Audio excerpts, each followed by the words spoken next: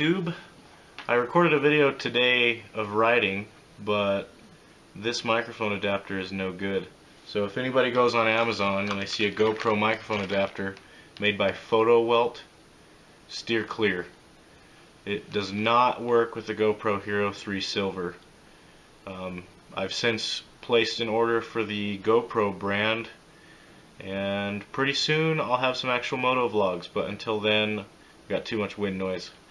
Anyways, back to the subject of tonight's video, dual sport gloves. I see a lot of dual sport riders that either I think have too much glove for the intended purpose, or some guys don't wear gloves. I see some guys wearing welding gloves and all that. I think it's really easy to get the right glove for the right job, and my background in working in garages probably plays into this, but sorry about the paint on my arm. I've been working. Anyways, so my first pair of motorcycle gloves I bought on Amazon for like $10, and they had armored knuckles and everything, and they were absolute garbage. So after riding with those for 6 months, I think, I finally decided to upgrade. And so in September of 2013, I got these Icon 29ers. They've been holding up really well. Several rides a week ever since September 2013. I have no fraying, and I only have the slightest bit of fading here. This is in the New Mexico desert sun. You can see here it has pretty much not faded because that's the downside, but here it has turned a little bit pink. But the stitching here in the fingers is very comfortable. You don't feel all the edges against your skin. The control is really good. You have good padding here. This is a full leather palm, and it flows air really nicely. So I rode through one winter with these, and I mean, it's in New Mexico, it doesn't get too cold, but that got pretty brutal. So winter 2014, I went out and I found the Fox Antifreeze gloves, and this is what I rode with last winter. What I think these actually are is a snowmobile stunt riding glove. It's not super heavy, but it is not a lightweight glove like the Icon. So what you've got here is a 2-layer glove. The inside layer blocks the wind, and it's got a cuff that comes up the wrist so you can tuck it inside your jacket and keep the wind off. The layers are stitched together inside this part of the glove, so you're not going to be able to take it apart into the 2 layers. Don't try, you'll mess up your gloves. These, like I said, they've probably got about 4 months of riding on them. I feel like they're still breaking in. They're very stiff. I am getting some fraying here, as you can see, loose threads. They worked really well for blocking the wind. I don't have hand warmers on any of my bikes, and I can tell you my fingertips got very cold when, half-hour rides across town in 30 and 40 degree weather. They did get pretty cold.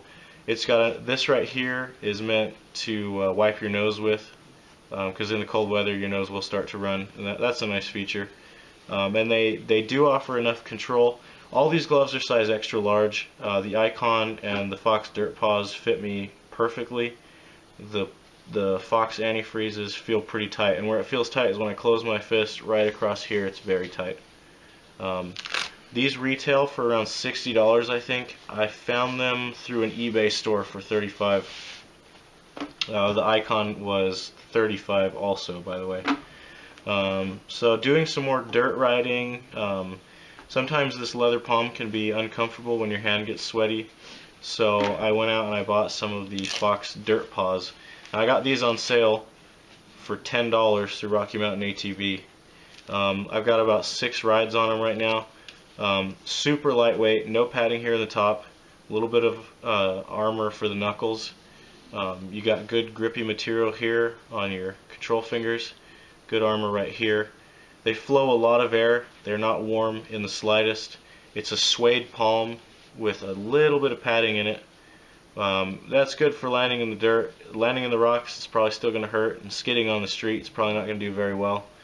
But break-in time is almost none. You can pretty much put them on and they're comfortable to wear. I don't think they're going to last very long. One riding season is pretty much going to trash these gloves, but right away they were comfortable.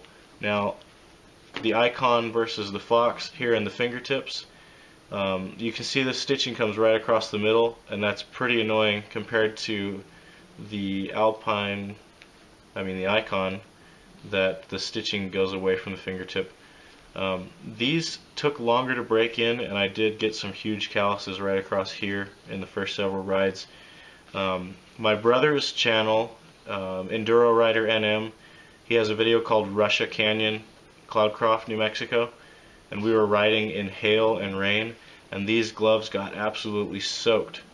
But I just left them in the sun, they dried right out, and the leather was undamaged. So they're very, very durable. So you've got your summer street glove and your summer off-road glove, and the Fox Antifreeze I think is the good one for winter on and off-road.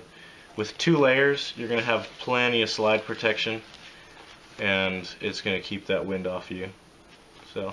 And if you want to save all that money, what I have my wife riding with right now is a pair of Western Safety work gloves from Harbor Freight. And these are a full leather palm, so they're going to offer good slide protection. They've got padding here. They have a soft area here for wiping your nose. They don't have armor per se, but it's a full leather knuckle guard and a good stitching. So just in the learning process of riding the bike, these are going to work well, and then we're going to get her either some Icons or Foxes depending on what she ends up wanting. So that's my take on the dual sport gloves.